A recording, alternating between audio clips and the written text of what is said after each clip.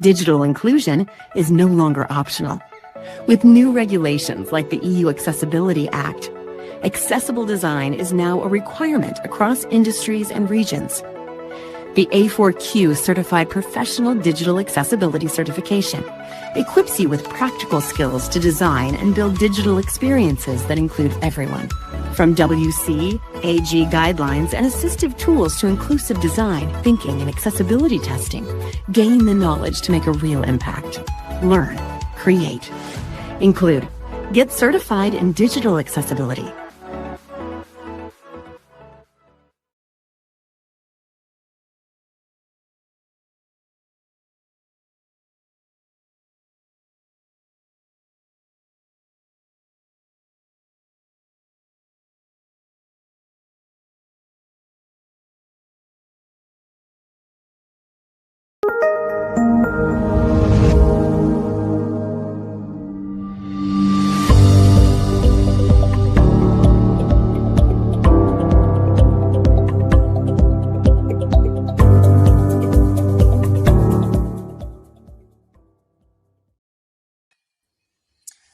Hello again to this next session of the A4Q Testing Summit 2026. Welcome Pablo Garcia here on the stage. I'm very happy that we now did it after some short technical issues. Pablo Garcia, if you don't know him, he's tester since over 30 years, I think. And I read in his biography, he started the testing at Ericsson. So some of you maybe know the old phones and this stuff. So he's a really experienced guy of our testing and QA community. And he will talk today about the topic, the tester's major dilemma, what test method is the best. But before we start, I want to mention, please don't forget to vote for the best speaker and the best presentation with this QR code here. And also check out the program of the other slots after this speech to check in to other speakers to other topics. And now I just gave the stage to you, Pablo, and all the others enjoy this speech. Thank you very much, Richie. Well, my name is Pablo Garcia, as you see, and let me see if I can get this down. First, I'm going to say I'm really sorry that I am a little bit late. It was a little bit communication error, and we that work in testing, we all know that that communication is almost everything about what we do. At least 50% of our job is communication. But let's talk about the tester's major dilemma. Before that, just a little bit about me. I have worked exactly 30 years and 17 days in the industry. I started the 10th of June in 1996 for Ericsson. I have been doing lots of things. I have over 60 assignments. But the first thing I did was to work for Ericsson. And in the end of the millennium, I was 1 year in India, responsible for the complete development and maintenance for Ericsson in India. It was an amazing experience. If you have the chance to work in India, if you're European, try to go there. And if you're Indian, if you have the possibility to work in Europe or anywhere else, please take that and do that, because we test differently all over the world. I have also written, I'm just finalizing my third book, and I have taught over 400 nurses and doctors in test design and test management during the last 8 years. Right now, I work with cows, with robots that milk cows, and I have lots of fun at work still after 30 years. One thing I really do is I like to do things right the first time. This is what I talk almost, or this is what I focus most on when I do my job. Not that, so we don't have to redo things time after time after time. And I'm going to get back a little bit on that during this presentation. This is what I'm going to talk about. What is the tester major dilemma? Well, if you have to ask the question, what is the best way of testing here? What is the best way of doing our job? What method should we use? What people, what roles, what documentation, what templates? You understand exactly what I mean. There's so many different variables and things to think about to decide the best way of working. And we're going to talk about existing methods right now, testing an agile Scrum safe, which most of us have now. And then I really like to talk about the common ground of all testing. There is so many different ways of testing. And I think the common ground we have is the things we're going to talk about then, which is knowing what to test, knowing how to test, knowing how to measure, and how to communicate. And then I'm going to do a summary also, and some questions if you have. Please ask questions. So imagine a test manager. You're going to have a test team. You're going to do some testing, and they say, "So Pablo, how should we do this? What is the best way of doing testing?" And then if you look around, if you go for conferences and things and ask people, they will go, "Agile testing is the best." Or read the book, "More Agile Testing is even better." ICTP has their own idea. Context-driven testing, you have TDD, test-driven development, acceptance test-driven development, risk-based testing. Everybody has read the TMAP book from 2006. That's risk-based testing is really nice. Guerrilla test, that's the test you're not allowed to do. Automanuation, it's combining automation and manual testing. Exploratory testing, we know that one. Monkey test, we know, putting a monkey in front of the computer. Well, the problem then is you don't know what the bug really is because they can't tell you or write bugs. Model-based testing, many times used for automated testing, really good, but can also be used in different ways. TMAP, TPI, if you haven't read those books, please do read them. Structured testing is something that's coming up now. High-velocity mobile testing, sprint testing, Agile Way, IEEE 829, ISO 29119, that's a huge one. That's a really nice one. Cozy test, I've heard too. You sit together with your customer in a sofa and have a cozy moment. That's cozy test. One of the worst ideas, I think. That's my experience anyway. Mama test. You have to test that even my mother should be able to use this thing. Nike testing, I like that one. Nike testing is just do it. And if you're very experienced, that's a good way of testing. Pairwise testing, the MDD, pizza-driven development, you see that, pair testing, ADD, RST. But it's not only that. We have also other things coming around. We have the test levels we have to think about, the test types, the test phases also. It's not enough. Then someone comes, "But Pablo, you don't have to worry about that. Testing is easy. How hard can it be? Automation is everything. Just automate it and you're done, or agile is everything." And this is how we had until, I don't know, some years ago. Nowadays, the only thing we have is AI is everything. We will all lose our jobs, AI is everything. You don't need anything else. And I've heard lots of test managers or test leads when they ask them, "How should we do this?" And they say, "Well, I think we should do risk-based testing." A manager will come up and say, no, just ask AI. Is that a good idea? I would say 99 of 100 times not. I'm just going to change position for a moment, if you don't mind. There we go. Life is much easier now. Sorry for the video quality. I am on a tour on a conference right now. That's why the video quality is a little bit like that. Let's continue then. So this is the feeling that most test leads explain to me when they ask me what method should I use, and they go, "I'm drowning," because there is problem with it too.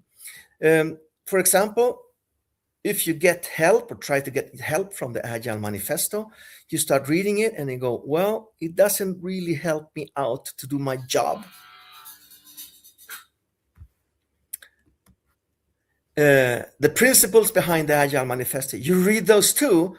The top one says, "Our highest priority is to satisfy the customer through early and continuous delivery of valuable software." I think that's the only time they mention something that could be compared to quality or testing. Valuable software. But what is that?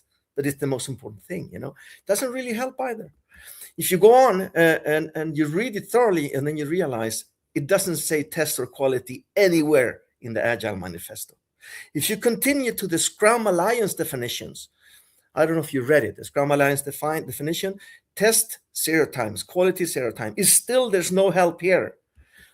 When you go to scrum.org, and you read the Scrum guide, it says test 0 times and quality 4 times. And what does it really mean? It's these 4 things. Developers are always accountable for instilling quality by adhering the definition of done. Yeah, it's something that can support quality. During the sprint, quality does not decrease. It does not decrease.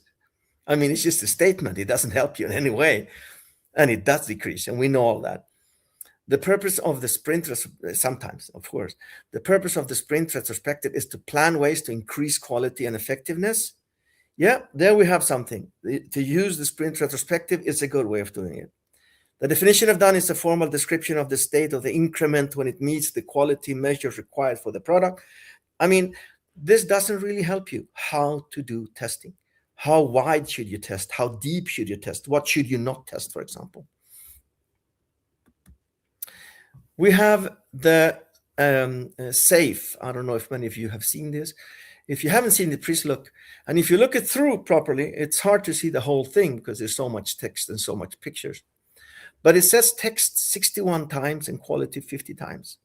And if you really go through the details of where it says test and quality, you realize that it doesn't really help you out. It actually has some points that are wrong, directly wrong, according to the way we should test mostly. Some of the thing is that something called a supportive team, that they are responsible for the test environments and things, he said. So it's really hard. It still has no help for us testers or test leads. And this is very, very common too. Someone comes to your office and your manager says, he says, hey, you listen to this guy. He really knows what he's supposed to, how you do it. Someone will say, I know how to do it. Just do like this. Well, he will say automation solves everything. Just do faster regression test, that helps too. Work fun and fast, agile fun and fast, or no automation needed, or cheaper testing, or test everything, but it also comes with something called like with our tool. Automation solves everything with our tool.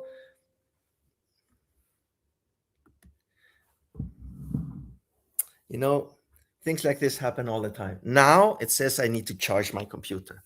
I'm sorry about that. Yeah. I think we call it the demo devil. Everything works fine until you're going to show something. But I am charging my computer now, and it was fully charged when I started. Well, we're here. And it's very simple to see through this when they say, well, we can help you test everything. To test everything, just you have to use our consultant. I guess you've all heard of this.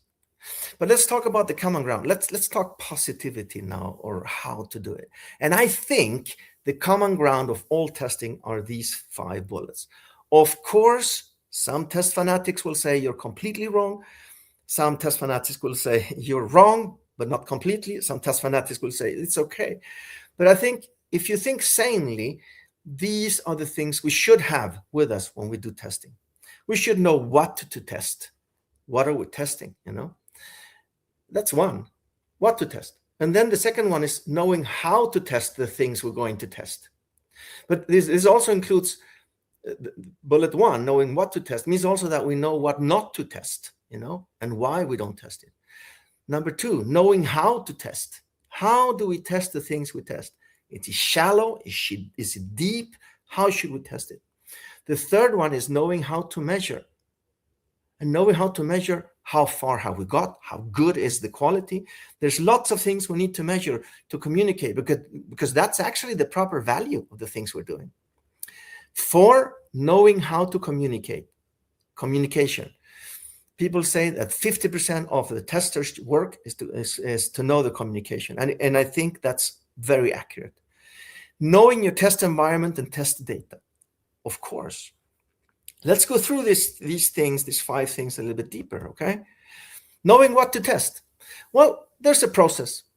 You have to know what is there to test, not to miss anything important. And then the second test is to decide what not to test. I mean, what of everything there is to test should we not test? And that means that what should we not test? Well, we should not test the stuff that is not a problem. If there's not bugs, if there's any bug there, that would not be any problem. And normally what we feel is that we need to test everything. It's because we haven't really looked for what is not so important, what can have bugs in it, and it's not so important, and decide that's not what we're not testing. And what I see many often is that people test everything the same way, but we are much more efficient if we do it properly. And then bullet number 3, this is really important. When you have decided what to test and what not to test, then you get to the question, if we test this, do we test enough to know enough about the system, or is there still things that we need to know? Or then you can answer the question, are we testing too much also? But it's very seldom we actually test too much. I hope you're getting this, because this is what I always do in the beginning of all the projects when I'm testing or test managers. I'm doing it right now in my assignment with lots of test leads, lots of testers. There's the robots that milk the cows.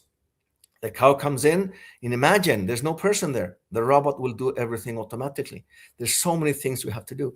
And then knowing what to test is like we take care of all the requirements, get all the requirements in place. We choose what are important, what are not so important. And then we say, well, these are really not important, that the text of the labels are proper on the side of the machine. And then we go, if we test this that we're supposed to test, is this enough for us to know enough about the system? And the ultimate questions to answer is, will people get hurt or killed by the system? If when we've tested this, do we know that people will not be hurt or killed? And the same thing with cows. Will cows be hurt or killed or not? So it's really important to do this assessment to know what to test. And then we have to think it through. So remember, we are not looking for perfect systems. We're not looking for perfect systems.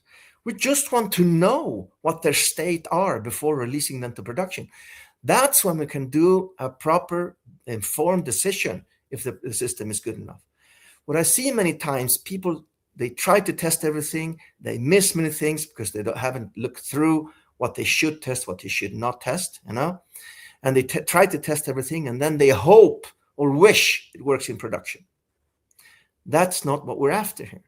We're after to know, and to know enough to be able to say, yes, it's good to production, or no, it's not good to production. Because we're not looking for perfect systems. We're looking to know how good it is before delivered to production.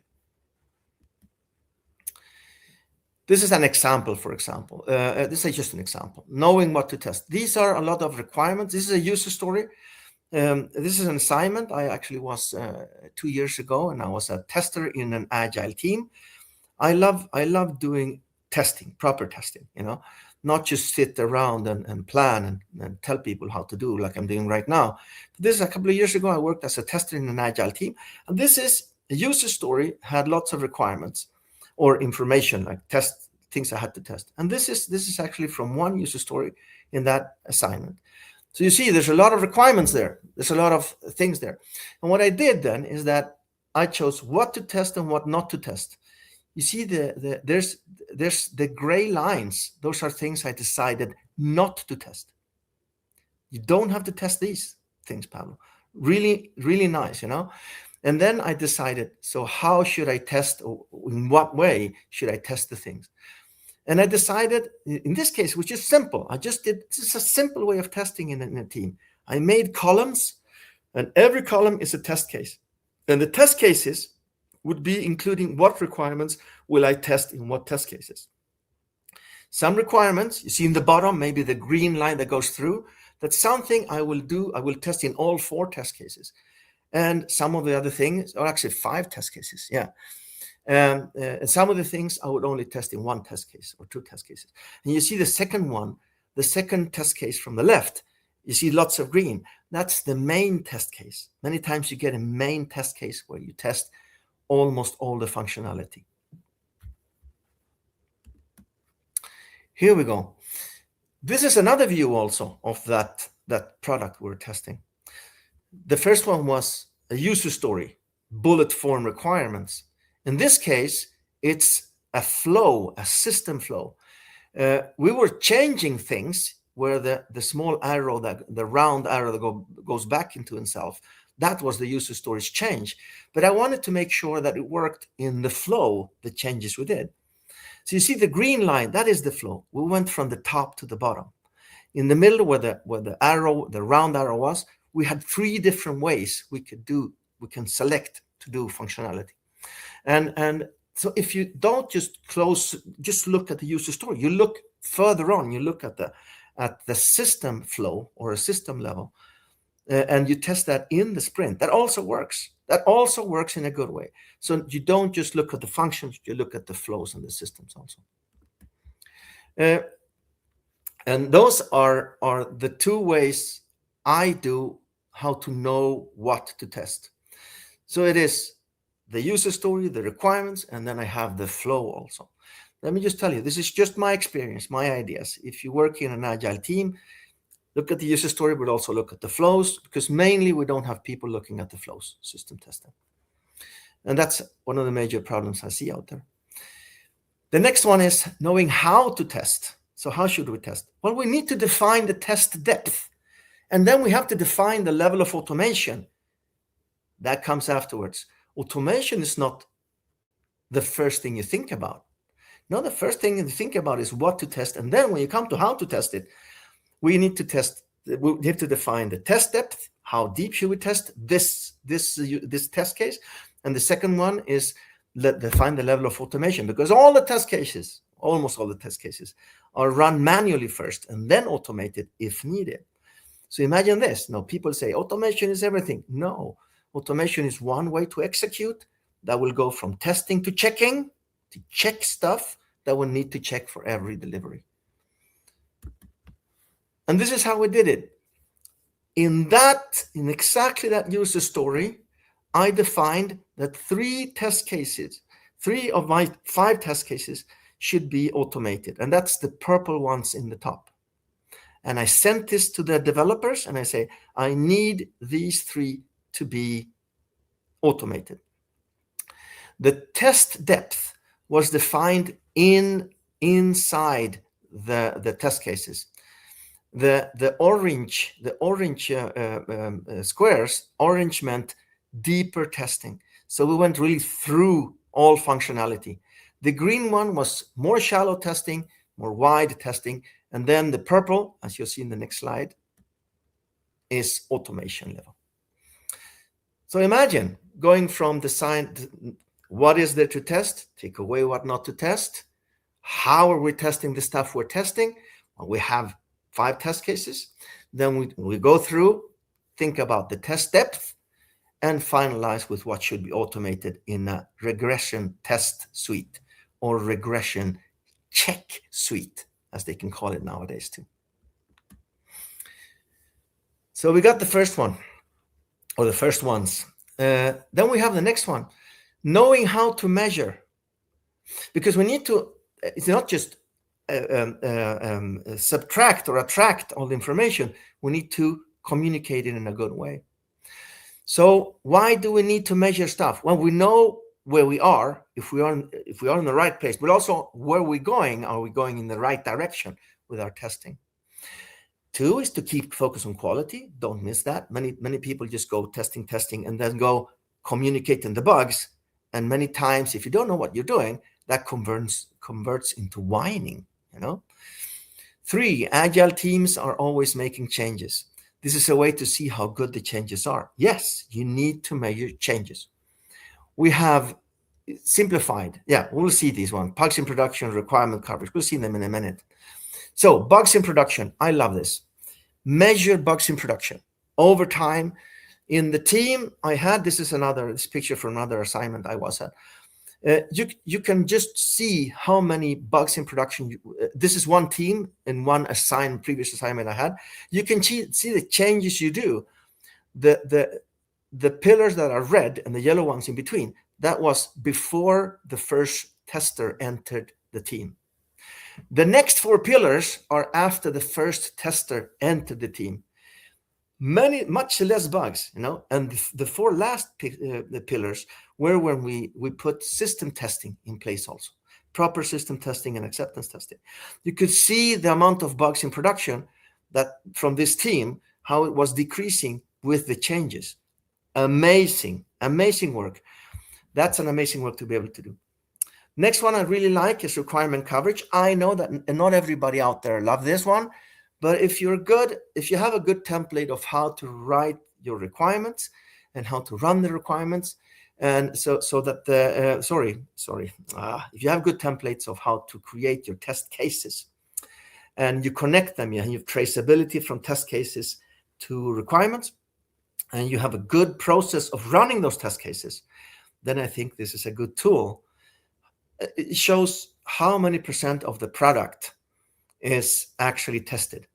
And if you have, then you have the past and the failed test cases, you can actually say how much of the product has passed, and we can actually say is finished and is good enough for release.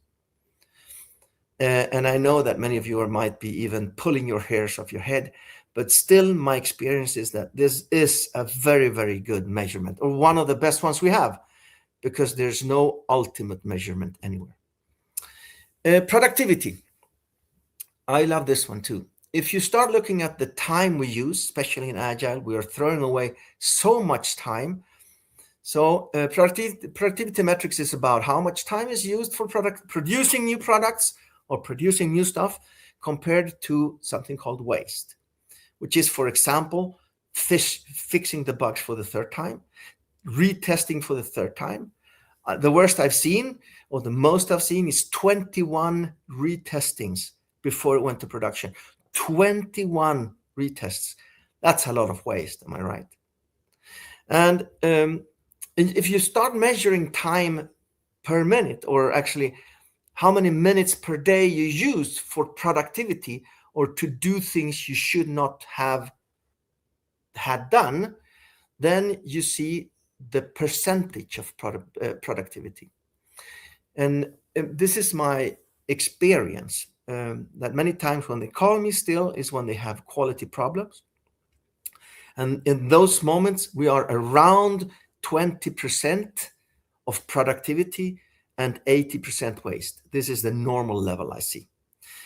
And what you try to, the optimal level is 80% of productivity and 20% of waste. If you have the possibility to measure this, please do, and start making differences.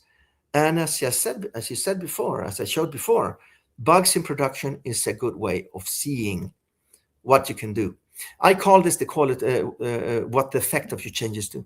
I love to call this the quality journey, which is you actually go from bad quality to good quality, and suddenly you're creating, in this case, if you have 20% productivity and 80% productivity in the end, you are actually creating 4 times as much product, 4 times as much product with the same amount of people and the same amount of time. It sounds crazy, but I've seen that done. It's incredible. It's incredible when you're able to do this quality journey. It's a long journey, and I know I'm going to write a book in the future about this.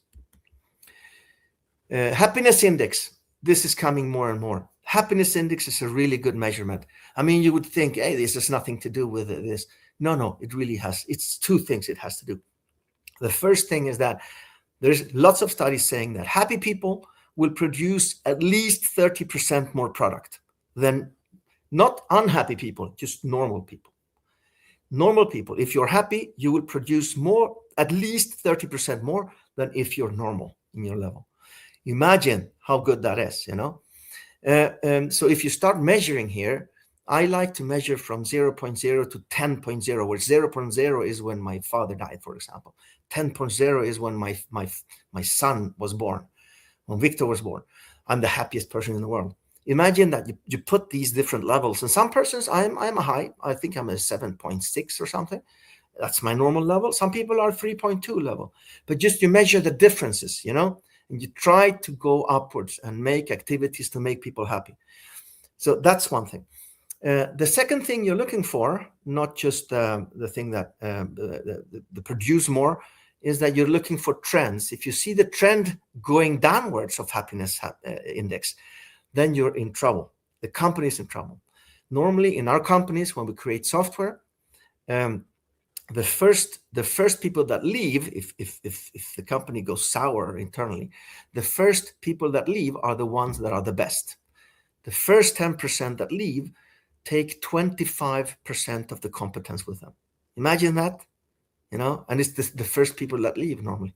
The second 10% will take 20% of the competence with them. So that's for management. And I always look at this. I always have this at least once a week. I ask them when we have a weekly meeting, how are you doing? 0.0 to 10.0. How to communicate. Testers work, 50% gathering information, 50% communication. Status report often. Every Friday, I write a proper email to all my managers at my assignment. And I've done that for 20 years. Report often. It's really important so they understand what you're doing. So they don't come one day and say, why does test cost so much? Always use graphs from communicating, and then there's 3 ways of ending a test report. According to our data, we recommend release, yes. According to our data, we do not recommend release. But the third one that people seldom use is we don't recommend release, not because it's good or bad, but because we haven't had the possibility to gather enough data or enough time to do our proper testing. So remember that. And number 5, never use feelings in your communication, only facts, okay? It's really important. As soon as you use feelings, the communication is closed because they don't listen to people that are whiners, for example. Knowing your test environment and data. I'm just going to go fast because I'm 1 minute past. But anyway, test environments fit for purpose. Yes. Unit test, function test, system test, UAT, whatever you call it. You need your test environments. They should mirror the production environment. You should be able to do your proper testing in development, test, and UAT. Test data has to be clean, and production data is okay. But you can use production data and testing, but you need the same security and the same consent of your clients. A summary: good testing is not to fanatically follow one method. You need to take lots of methods, think it through how to do it yourself, but think through the main things: knowing what to test, knowing how to test, and automate it also, and then knowing how to measure and communication. Remember these things. Good and successful testing is made by experienced tester, mixing many techniques and methods. Always mix them. Knowing what testing you want to do, find bugs, stop a release, accept a release. What are we after here? Are we accepting a release, or are we just finding bugs? If the developer sends you a thing that's not finished, you're finding bugs. And that's fine. You cannot accept the release because you know it's not finished, Invent new tools and define new names. Please do it. Just think by yourself. Just call it mama test, automation. Just do it, okay? And check with peers and have fun at work. Ask questions with your friends. Ask questions to other specialists or just the person beside you, and have fun at work. And learn your metrics properly, okay? This is just suggestions of books I recommend, okay? We have the software testing here, TMAP book. Agile testing, software testing, computer software, and the white one in the top. The black on the left, Torbjörn Rüber's test design. There's one missing here, which is taking test seriously, from James Bach and Michael Bolton, that I wish I put up here, but I haven't put up it. And this is my last slide. Thank you very, very much for listening today. Yeah, thank you so much, Pablo, for your presentation. So enthusiastic for testing and quality. I really appreciate it. Thank you so much. Before we come to the questions, dear people, don't forget to vote for the best speaker and best presentation. Here with the QR code. this guy and this code. And and we will move on to some questions. We will see what is the first one. How do we define what is enough to know about the system? I think you mentioned it in the first slide somewhere. You're putting your finger on one of the hardest things to know. So when have we tested enough? That means that when is enough to know about the system? Yeah, how much do we need to test to know enough? It's really hard. So I'll answer you 2 ways. The first one is the British way I've seen in England. when have you tested enough? Is when the line of finding bugs per time or per money goes over from a level like this and goes to this level. This is a metrics one. You find lots of bugs in a short time scale. And then if you go find less and less bugs in the S curve, you find little bugs, few amount of bugs in a long time frame. You get to that point. I know game computer, the one that create computer games, they do the same thing. When every bug costs over, I think it was $3.50 the last time I saw it. When they find few bugs, how many bugs have we found today, and we divide it by the money it costed. It's amazing. But I think that the answer I do normally is that I do a proper test design. I really know what to test. And then I think of what I should. So do I think this is enough? And it's always wrong. You might test a little bit too much or too little. But then to recap again and remember, so I realize this is not enough. Let's redo it. How much should we test now? Because we're never perfect. There's always someone that can do the job better than us. So try to say, this is what I think, and then be prepared to change it all the time. That is my answer. And then you will get to a point, it might take 1 week or 1 month or 1 year, when you feel and go, yes, now I see I have not missed any important things. Okay. I hope that was okay. A good answer. For me, yes. I hope too for the audience.